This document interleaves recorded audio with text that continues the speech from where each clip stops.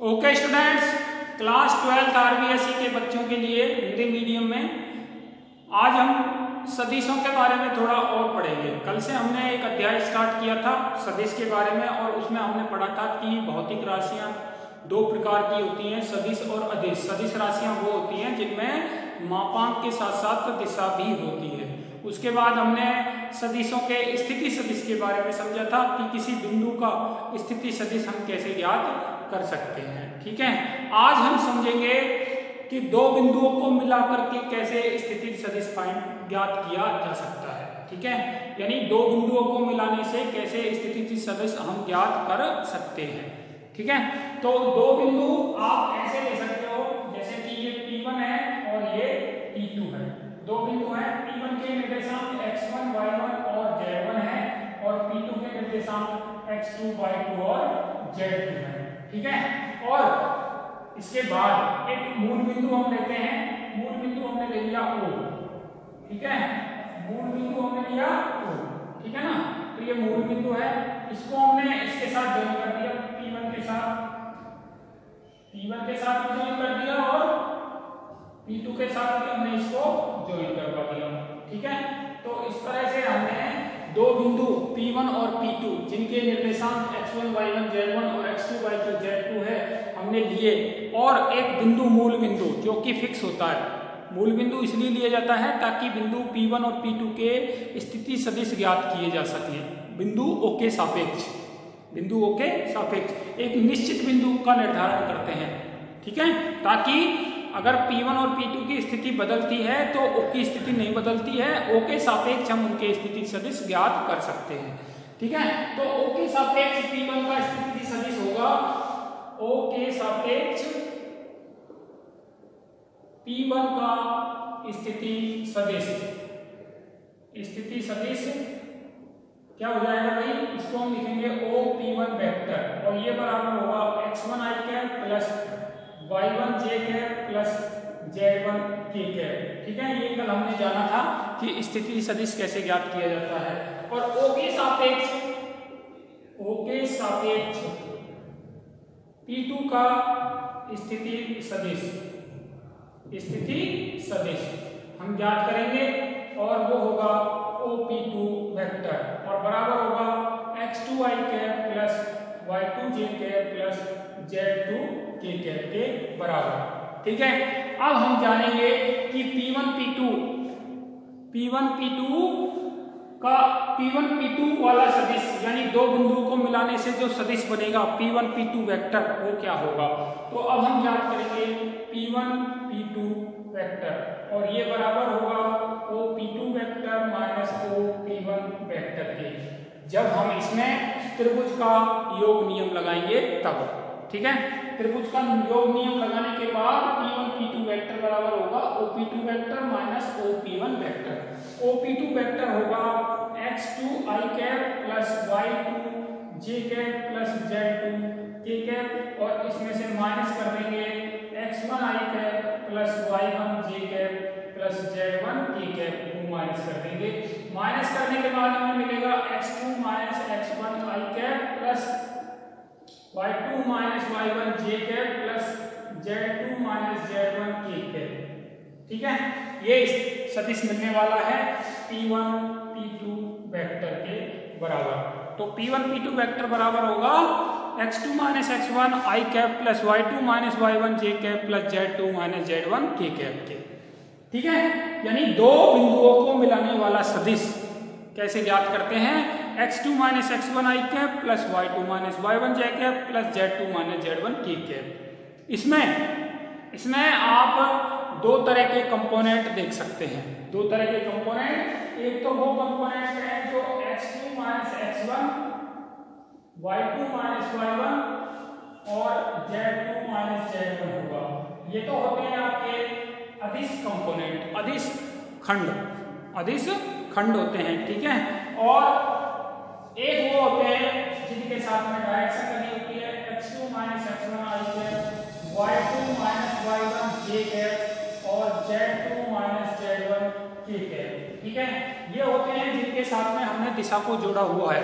दिशा को जोड़ने से ये सदिश कंपोनेंट बन जाते हैं, यानी सदिश खंड बन जाते हैं दिए गए सदिश के। ठीक है, तो इस तरह से जो आपका P1 P2 है, यानी कोई दो बिंदुओं को मिलाने वाला जो सदिश है, उसके दो तरह के खंड होते हैं, सदिश खंड और अदिश खंड। अदिश खंड वो जिसमें दिशाएं नहीं होती हैं, सदिश खंड वो जिसमें कि हमने दिशाएं जोड़ी हुई होती हैं।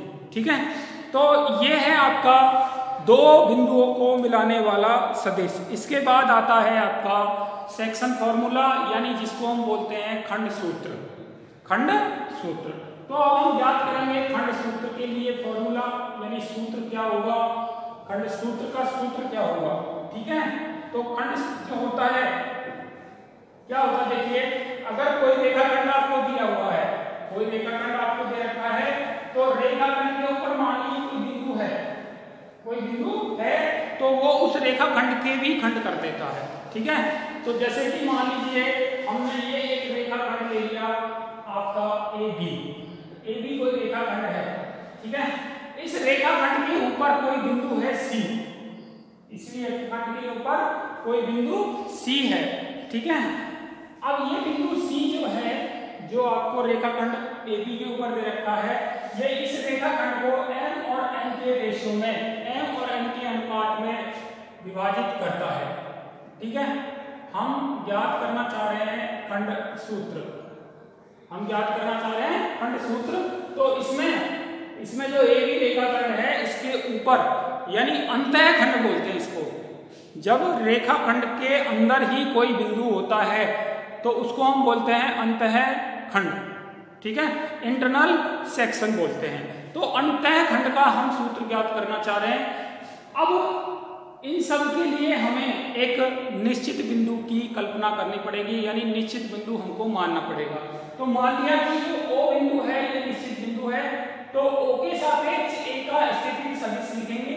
मान लीजिए A वेक्टर है, O के सापेक्ष B का स्थिति सदिश लिखेंगे, मान लिया कि B वेक्टर है, और O के सापेक्ष C का स्थिति सदिश B लिखेंगे, मान लिया कि वो C वेक्टर है, मान लिया कि वो क्या है, C वेक्टर। ठीक है, इसके बाद आप देखिए AC और BC, ये M और N का रेशियो है, तो AC और CB का जो रेशियो है, अब अंतः खंड के लिए हम सूत्र ज्ञात कर रहे हैं, अंतः खंड का सूत्र। ठीक है, हमने जो बिंदु लिया है खंड वाला, वो बिंदु कहां पे लिया है, AB रेखाखंड के अंदर, यानी AB रेखाखंड के ऊपर ही लिया है, तो ये अंतः खंड का सूत्र ज्ञात हो जाएगा इससे। अब देखो, इसमें हमने बताया था कि AC बटे CB ये बराबर दे रखा है M बटे N के। AC बटे CB बराबर क्या है, M बटे N। ठीक है, अगर हम इसको वेक्टर की फॉर्म में लिखें, यानी इसको हम ऐसे लिख सकते हैं, N गुणा AC बराबर M गुणा CB, या फिर N गुणा AC वेक्टर बराबर M गुणा CB वेक्टर। ठीक है, तो इससे क्या होगा, N गुणा AC वेक्टर को लिखेंगे C vector minus A vector, और बराबर M गुणा CB वेक्टर को लिखेंगे B vector minus C vector. ठीक है, तो अब गुणा कर देते हैं। NC वेक्टर ये सदिश का अदिश गुणा है, सदिश का अदिश, अदिश क्या है, N और M अदिश राशियां हैं, और ABC सदिश राशियां हैं, तो गुणा हो रहा है सदिश का अदिश के साथ। NC vector minus NA vector, MB vector minus NC vector, इससे क्या आएगा, NC vector plus MC vector बराबर MB vector plus NA vector. तो इसमें N plus M, C vector बराबर NA vector plus MB vector. ठीक है, तो क्या आ गया भाई, C वेक्टर बराबर आ गया NA vector plus MB vector, और इसको हम भाग दे देंगे N प्लस M से, तो ये C वेक्टर आ गया। C वेक्टर क्या है, C वेक्टर जो है बिंदु C का, यानी अंतः खंड का जो बिंदु है, उस बिंदु का स्थिति सदिश है। तो अंतः खंड वाले बिंदु का स्थिति सदिश किस सूत्र से ज्ञात करते हैं भाई, इस सूत्र से। तो अंतः खंड बिंदु बिंदु सी का स्थिति सदिश, स्थिति सदिश क्या होगा, सी वेक्टर होगा और वो किसके बराबर हो जाएगा, n a vector plus n b vector और भाग में देंगे एन प्लस एन की। ठीक है, ये हो गया आपका सी वेक्टर। ठीक है, अब इसके बाद हम ज्ञात करते हैं बाह्य खंड एक्सटर्नल सेक्शन के लिए जो हम सूत्र ज्ञात कर सकते हैं। बाह्य खंड का जो सूत्र होगा, यानी जो एक्सटर्नल सेक्शन के लिए जो सूत्र होने वाला है। ठीक है, एक्सटर्नल सेक्शन के लिए सूत्र, बाह्य खंड का सूत्र। तो अब हम ज्ञात कर रहे हैं बाह्य खंड का सूत्र। ठीक है, इंग्लिश में बोल देंगे एक्सटर्नल सेक्शन फॉर्मूला। ठीक है, तो इसमें क्या होता है, देखिए रेखाखंड एक भी होता है, ये रेखाखंड है ए बी। ठीक है, ये रेखाखंड आपको दे रखा है ए बी और एक बिंदु होता है जो बाहर होता है और वो बिंदु होता है सी। ठीक है, इस रेखाखंड पर नहीं होता, लेकिन इसी रेखाखंड की दिशा में होता है बिंदु सी, लेकिन ये बाहर है। बाहर होने का मतलब ये रेखाखंड के ऊपर स्थित नहीं है, ये रेखाखंड के बाहर स्थित है, इसलिए हमने इसको डॉट डॉट लाइन करके दिखाया है। ठीक है, अब मान लीजिए कि यहाँ से यहाँ तक जो है ये आपको n दे रखा है और a से लेकर के b तक आपको, ये c से लेकर के b तक आपको m दे रखा है। तो ऐसे आपको m और n दे रखा है, c से b का n और c से a का n आपको दिया हुआ है। इसके बाद का काम जो है बिल्कुल सेम होगा, यानी अब हम मूल बिंदु का चयन करेंगे O का, मूल बिंदु O का चयन करेंगे और O के सापेक्ष A का स्थिति सदिश लिखेंगे और वो होगा आपका A वेक्टर। O के सापेक्ष B का स्थिति सदिश लिखेंगे, वो होगा B वेक्टर और O के सापेक्ष C का स्थिति सदिश लिखेंगे C वेक्टर। ठीक है, O के सापेक्ष C का स्थिति सदिश C वेक्टर।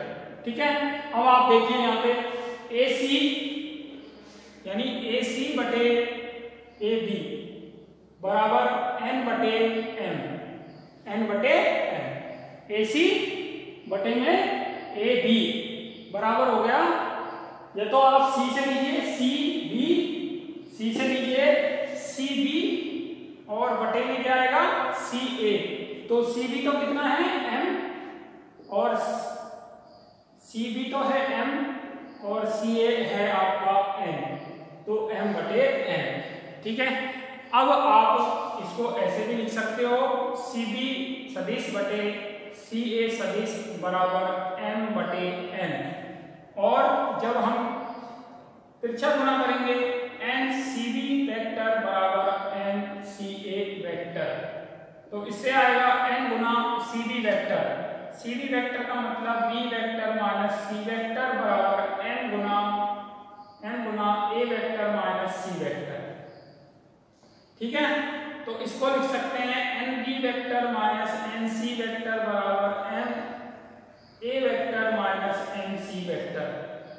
ठीक है, इससे क्या हो जाएगा भाई, इससे देखो NB vector minus NA vector बराबर NC vector minus NC vector.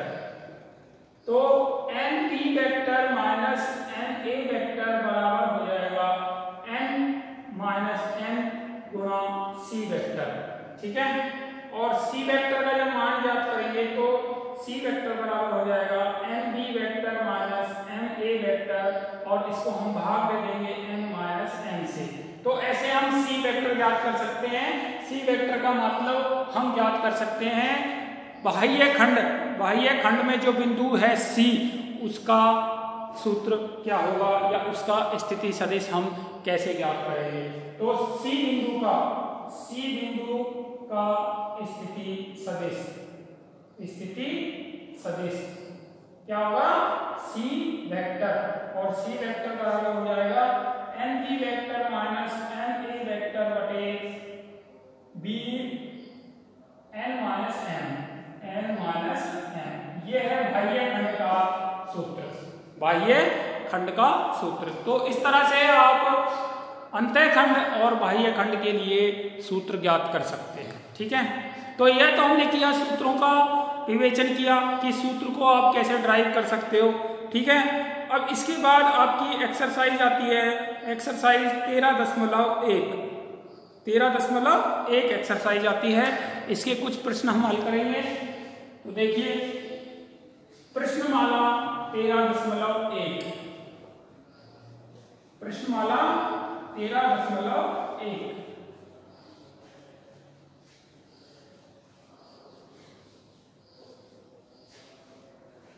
तो प्रश्नमाला 13.1 है।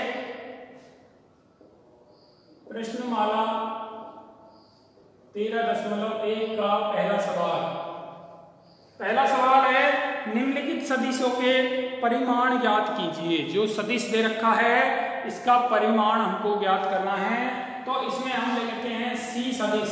सदिश सी बराबर है 1/√3 i cap plus 1/√3 J cap, और ये भी प्लस में ही है, ये माइनस में दिया है 1/√3 के कैप। तो ऐसे आपको दे रखा है सदिश सी। इसका आपको परिमाण ज्ञात करना है, यानी मैग्नीट्यूड ज्ञात करना है, यानी मॉडुलस ज्ञात करना है, अर्थात मापांक ज्ञात करना है। तो मापांक क्या होगा इसका? मापांक परिमाण क्या होगा? वर्गमूल 1/√3 का स्क्वायर प्लस 1/√3 का स्क्वायर प्लस माइनस 1/√3 का स्क्वायर बराबर 1/√3 का स्क्वायर 1/3 प्लस 1/3। तो ऐसे हम इसमें से 3 एलसीएम ले लेंगे, 1 + 1 + 1/3 बराबर 1। मापांक कैसे ज्ञात करते हैं भाई? यदि आपको सदिश दे रखा है A1 i cap plus B1 j cap plus C1 k cap, तो इसका जो मापांक होता है मॉडुलस बराबर होगा A1 square plus B1 square plus C1 square. ठीक है, ऐसे आप मापांक ज्ञात कर सकते हैं। ठीक है ना, तो ऐसी कोई इसमें आसान क्वेश्चन होते हैं। अब है सदिश चौथा सवाल, इसी प्रश्नमाला का सवाल संख्या 4। सवाल संख्या 4 है, देखिए आपको 2 सदिश दिए हुए हैं, 2 सदिश दे रखे हैं और दिया गया है कि दोनों सदिश तुल्य सदिश हैं, समान सदिश हैं, और आप बताइए कि x और y का मान क्या होगा। तो पहला सदिश जो दे रखा है, पहला सदिश जो दिया हुआ है वो है आपका a सदिश। सदिश a बराबर दे रखा है 2i cap plus 3j cap, और दूसरा सदिश दे रखा है b सदिश, ये दे रखा है xi cap plus yj cap, ये दिया हुआ है। तो समान सदिश हैं ये, तो x और y का मान क्या होगा? समान सदिश कौन से होते हैं? समान सदिश वो सदिश होते हैं जिनके समान मतलब करेस्पॉन्डिंग जो पार्ट हैं, समान भाग जो हैं वो समान होते हैं। Corresponding parts are same. तो a वेक्टर b बराबर b वेक्टर ये दिया गया है। ठीक है, तो दोनों को बराबर कर देंगे। 2i cap plus 3j cap बराबर xi cap plus yj cap. तो बराबर करेंगे तो x बराबर 2 आएगा और y बराबर 3 आएगा। तो ऐसे हम ज्ञात कर सकते हैं। अगर सदिश आपको समान सदिश दे रखे हैं तो मान कैसे ज्ञात किया जा सकता है, वो विधि ये होगी। ठीक है, इसके बाद अगला सवाल जो आता है वो है आपका सवाल संख्या 8। सवाल संख्या 8 है, तो सवाल संख्या 8 हम बता देते हैं आपको। देखो सवाल संख्या 8 आप कैसे ज्ञात करेंगे? तो सवाल संख्या 8 है प्रश्नमाला 13.1 का सदिश PQ वेक्टर के अनुदिश मात्रक ज्ञात कीजिए। PQ वेक्टर के अनुदिश मात्रक सदिश ज्ञात कीजिए, जहां पर P बिंदु और Q बिंदु दे रखे हैं।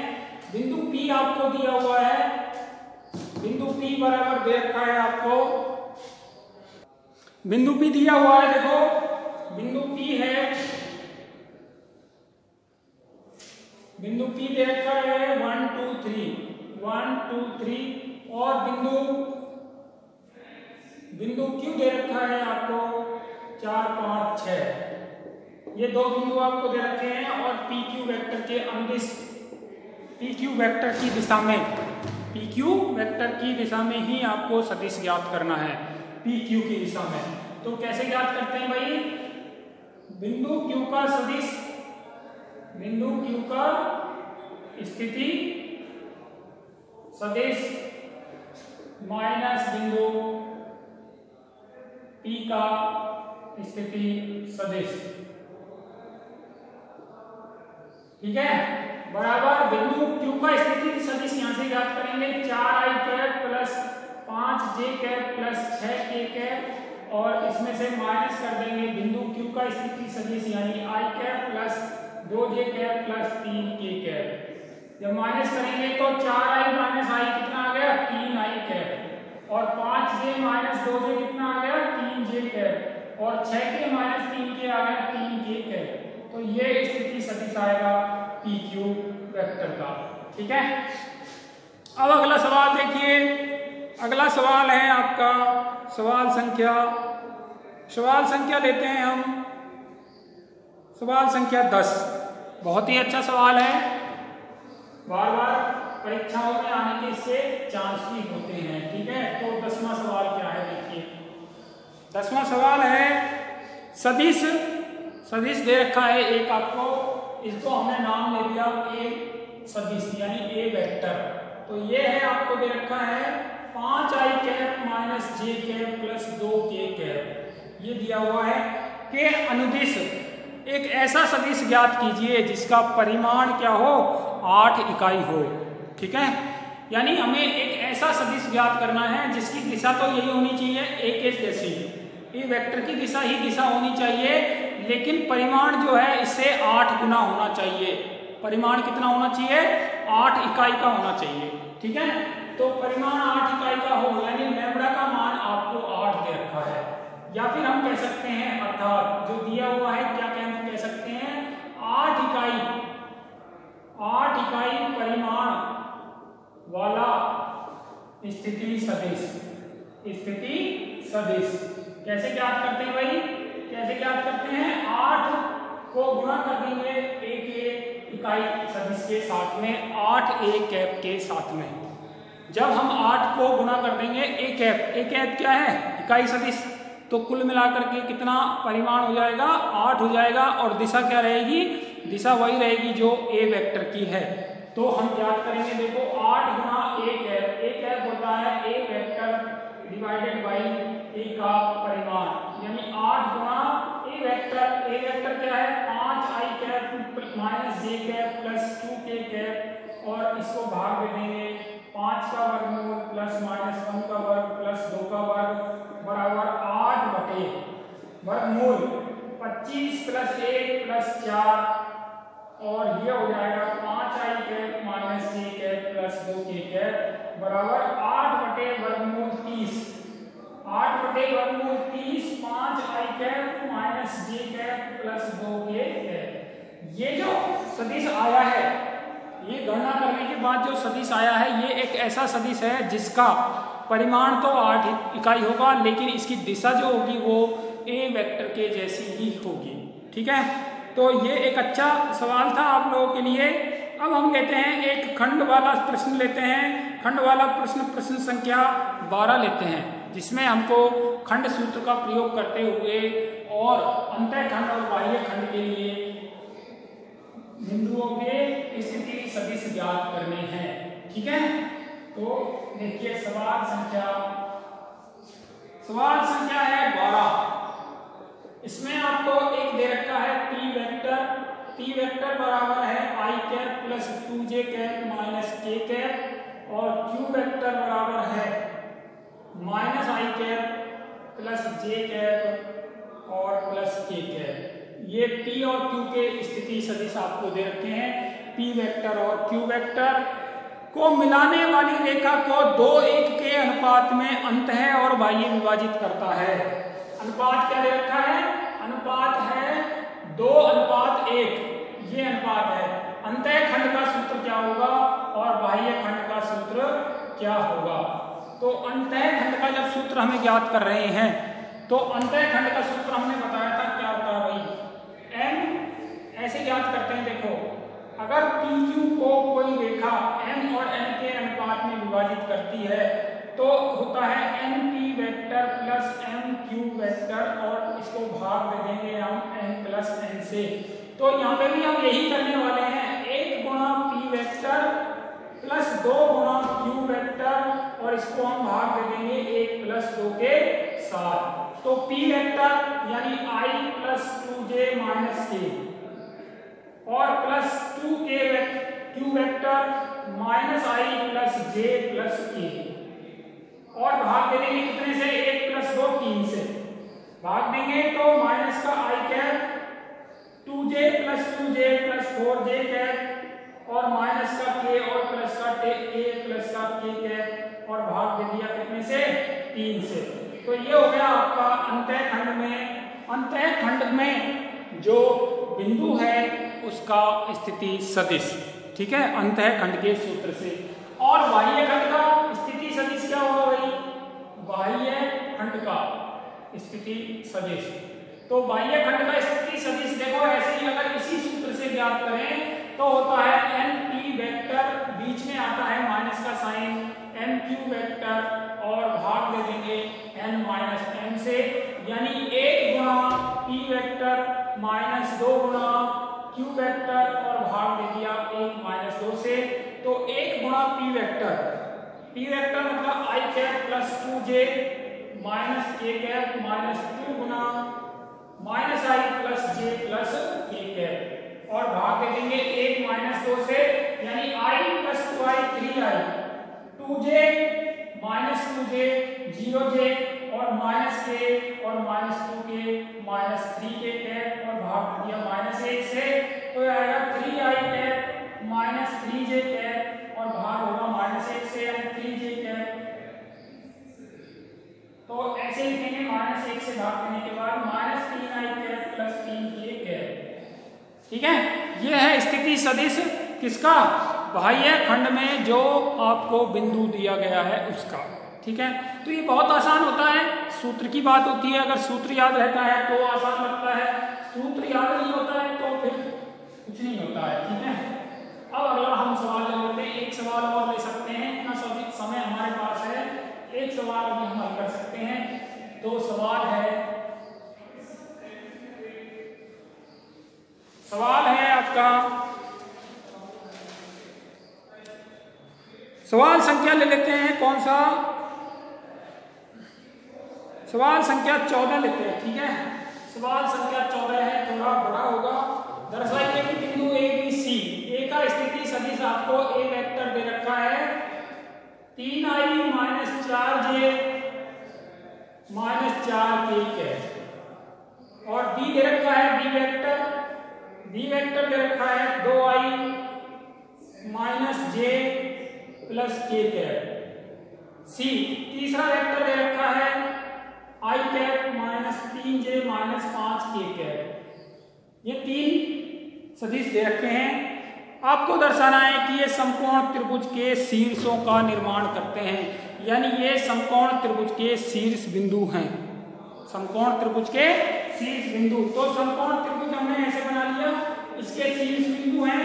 तो क्या करेंगे भाई, अब हम जो है क्योंकि हमको शीर्ष बिंदु दे रखे हैं ABC, शीर्ष बिंदु हैं ABC, तो पहले हम भुजाओं का स्थिति सदिश ज्ञात करेंगे।